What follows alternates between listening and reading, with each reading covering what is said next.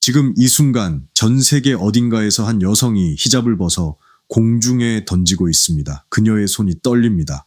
심장이 터질 듯 뛰겠죠. 바로 뒤에서 군화발 소리가 들립니다. 혁명수비대 대원이 접근하고 있습니다. 그 순간 그녀가 선택할 수 있는 건 딱 두 가지입니다. 굴복하거나 아니면 맞서거나. 여러분 지금 이 영상을 보고 계신다면 잠깐만요. 5초만 제 말을 들어보세요. 우리가 언론에서 접하는 이란 뉴스는 대부분 이런 식이죠. 이란 히잡 시위 격화, 시위대 수백 명 사망, 이란 반정부 집회 강경 진압, 팩트만 있고 이야기는 없습니다. 숫자만 있고 사람은 없죠.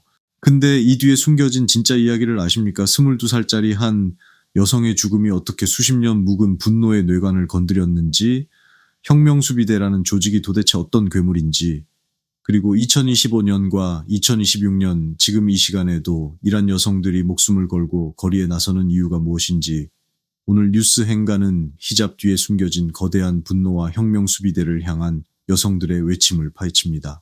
자, 1979년으로 돌아가 보겠습니다. 1979년 이전의 이란을 아십니까? 지금의 이란 이미지를 머릿속에서 완전히 지워보세요. 당시 테헤란 거리를 걷는 여성들은 미니스커트를 입고 선글라스를 끼고 있었습니다. 대학 강의실에는 남녀가 나란히 앉아 토론을 벌였고 여성 의사, 여성 판사, 여성 교수가 버젓이 활동했습니다. 팔라비 왕조 시절에 이란은 중동에서 가장 세속적이고 개방적인 나라 중 하나였습니다. 믿어지십니까? 그런데 1979년 이슬람 혁명이 터집니다. 종교 지도자 루홀라 호메이니가 이끄는 혁명 세력이 팔라비 왕조를 몰아내고 이슬람 신정공화국을 수립합니다. 처음에 사람들은 환호했습니다. 부패한 왕조를 몰아냈으니까요. 그런데 불과 몇 달 뒤 뭔가 심상치 않은 일이 벌어지기 시작합니다.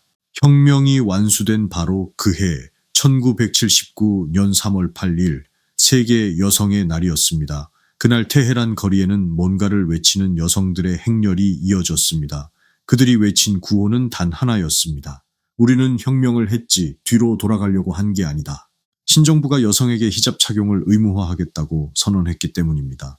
혁명을 함께 이룬 여성들이 혁명 성공 불과 며칠 만에 거리로 뛰쳐나온 겁니다. 이게 바로 이란 여성 저항의 시작이었습니다. 이후 45년이 흘렀습니다. 45년 동안 이란 여성들은 머리카락 한 올 보이지 않도록 히잡을 쓰고 살아야 했습니다. 히잡을 제대로 쓰지 않으면 도덕경찰이라고 불리는 가슈타드 에르시아드가 나타나 끌어갔습니다. 여성은 홀로 여권을 발급받을 수도 없었고 남편의 허락 없이 해외여행도 못했습니다. 스타디움에도 들어갈 수 없었습니다. 법정에서 여성의 증언은 남성 증언의 절반짜리 가치만 인정됐습니다. 이란의 혁명은 여성들에게는 자유의 혁명이 아니라 새로운 감옥의 시작이었습니다. 자, 그럼 이 45년의 억압이 어떻게 폭발했는지 지금부터 본 이야기를 시작하겠습니다. 2022년 9월 13일 화요일 이란 서북부 쿠르디스탄 지방에서 온 22살의 젊은 여성 마흐사 아미니가 오빠와 함께 테헤란을 방문합니다. 쇼핑하고 가족을 만나러 온 평범한 여행이었습니다. 그런데 그날 지하철역 근처에서 도덕경찰 차량이 그녀 앞에 멈춥니다. 히잡이 규정에 맞지 않는다는 이유였습니다. 단속 요원들이 마흐사를 차에 태웁니다. 오빠가 울며 쫓아갔지만 막을 수가 없었습니다. 그리고 불과 몇 시간 뒤 마흐사는 혼수 상태로 병원에 실려옵니다. 사흘 후인 9월 16일 그녀는 22살의 나이로 세상을 떠납니다. 이란 경찰이 내놓은 공식 설명은 이랬습니다. 심장마비를 일으켜 스스로 쓰러졌다. 그런데 목격자들의 증언은 전혀 달랐습니다. 단속 차량 안에서 마흐사가 구타를 당했다는 것입니다. 머리를 차 내부에 부딪히는 소리가 들렸다는 증언도 나왔습니다. 병원에 실려온 그녀의 얼굴에는 멍이 가득했습니다. 뇌출혈이었습니다. 22살 건강하던 젊은 여성이 히잡 단속에 끌려가 뇌출혈로 숨진 겁니다. 여러분, 만약 이게 대한민국에서 일어난 일이라면 어땠을 것 같으세요? 머리에 스카프를 제대로 쓰지 않았다는 이유로 경찰에 끌려가 맞아 죽었다면요? 상상조차 되지 않을 겁니다. 그런데 이란에서는 이게 현실이었습니다.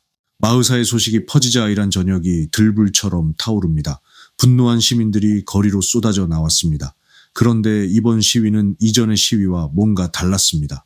여성들이 히잡을 벗어 공중에 던졌습니다. 삭발을 했습니다. 불 앞에 서서 히잡을 태웠습니다. 그것도 카메라 앞에서 당당하게. 거리에서 남성과 여성이 함께 손을 잡고 진지한 아자디를 외쳤습니다. 쿠르드어로 여성 삶 자유라는 뜻입니다. 이란 전역 170개 도시 그리고 80여 개 나라의 교민들까지 합류했습니다. 이제부터가 진짜 충격입니다. 이 시위를 진압하러 나선 게 혁명수비대입니다. 영어로는 IRGC라고 불리죠. 혁명수비대. 이게 도대체 어떤 조직인지 아십니까? 이걸 모르면 이란의 반정부 시위가 왜 이렇게 잔혹하게 진압되는지 절대로 이해할 수 없습니다. 혁명수비대는 1979년 이슬람 혁명 직후 만들어진 조직입니다. 표면적인 목적은 혁명을 외부 위협으로부터 수호하는 것이었습니다. 그런데 실상은 뭐냐고요? 이슬람 신정체제를 내부 반대 세력으로부터 지키는 친위대입니다. 우리나라로 치면 군대와 경찰과 정보기관을 합쳐놓은 조직이 대통령이 아닌 최고 종교 지도자, 즉 최고 지도자에게 직접 충성을 바치는 구조라고 생각하면 됩니다. 대통령도 간섭 못합니다. 국회도 통제 못합니다. 오직 최고 지도자 하메네이의 명령만 따릅니다. 혁명수비대의 규모는 어마어마합니다. 지상군, 해군, 공군, 미사일 부대, 특수부대, 사이버 부대까지 갖춘 사실상 국가 안에 또 다른 국가입니다. 인원만 12만 명에서 15만 명 수준으로 추정됩니다. 그리고 여기서 끝이 아닙니다. 이들은 이란 경제 곳곳에 손을 뻗고 있습니다. 건설, 통신, 에너지, 금융, 이란 GDP의 상당 부분이 혁명수비대와 연결된 기업들을 통해 흐릅니다. 혁명을 지킨다는 명분 아래 이란의 정치와 경제를 동시에 장악한 거대한 권력 집단인 겁니다. 자, 이제 다시 2022년 시위로 돌아오겠습니다. 혁명수비대는 시위대를 향해 페인트볼 총알이 아닌 실탄을 쐈습니다. 고무탄도 아닙니다. 진짜 총알을요. 특히 눈을 겨냥한 총격으로 수십 명이 실명했고 성기 부위를 겨냥한 총격도 보고됐습니다. 이건 우발적인 과잉 진압이 아닙니다. 이건 체계적인 공포심기 전략이었습니다. 감히 다시는 나오지 못하게 만들겠다는 메시지였습니다. 2022년 시위 과정에서 공식 집계 사망자만 500명이 넘었습니다. 체포된 사람은 2만 명 이상이었고 그중 7명은 사형을 당했습니다. 언론인, 교수, 배우, 운동선수까지 체포됐습니다. 이란 당국은 피해자들의 가족에게 시신을 되찾고 싶으면 아무 말도 하지 말라고 협박했습니다. 장례식조차 비밀리에 치르도록 강요했습니다. 이 와중에 가장 가슴 아픈 이야기 하나를 들려드리겠습니다. 니카 샤카라미, 당시 17살이었던 소녀입니다. 2022년 9월 시위가 한창이던 어느 날 니카는 테헤란 거리에서 히잡을 불태우며 저항했습니다. 그리고 그날 이후 연락이 끊겼습니다. 열흘 뒤 그녀의 시신이 발견됐습니다. 이란 당국은 건물에서 추락해 사망했다고 발표했습니다. 하지만 2024년 BBC 탐사 보도에서 유출된 이란 내부 기밀 문서가 충격적인 진실을 폭로했습니다. 보안군 소속 남성 3명에게 성적 폭행을 당한 뒤 살해됐다는 내용이었습니다. 17살 소녀였습니다. 히잡을 태웠다는 이유 하나로요. 마흐사 아미니가 씨앗이었다면 니카 샤카라미의 죽음은 그 분노의 기름을 부은 겁니다. 그리고 이 분노는 2022년으로 끝나지 않았습니다. 2024년 즈음 이란 거리에는 이상한 일이 벌어지기 시작합니다. 히잡을 쓰지 않는 여성들이 눈에 띄게 늘어납니다. 테헤란 거리를 돌아다니는 여성 10명 중 6명에서 7명이 히잡을 착용하지 않은 상태였습니다. 이란 여성들은 조용한 일상의 저항을 시작했습니다. 히잡 없이 카페에 가고 히잡 없이 쇼핑을 하고 히잡 없이 운전하는 영상을 소셜미디어에 올렸습니다. 그런데 2025년 말 다시 폭발이 일어납니다. 이번 불씨는 히잡이 아니라 경제였습니다. 이란 화폐 리알의 가치가 바닥을 모르고 추락했습니다. 물가는 천정부지로 솟았습니다. 서민들은 먹고 살기가 힘들어졌습니다. 미국의 제재에 고질적인 부패, 혁명수비대가 독점하는 경제구조가 이란 민생을 완전히 망가뜨린 겁니다. 그런데 여기에 히잡 저항의 불씨가 합쳐졌습니다. 먹고 살기도 힘든데 히잡까지 강요받아야 하냐는 분노가 하나로 뭉쳤습니다.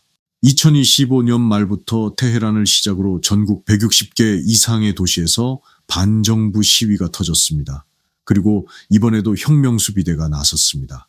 그런데 이번 진압은 2022년보다 훨씬 더 잔혹했습니다. 2026년 1월 9일과 10일 불과 48시간 동안 최소 2,000명 이상의 시위대가 사망했다는 오픈소스 정보 분석이 나왔습니다.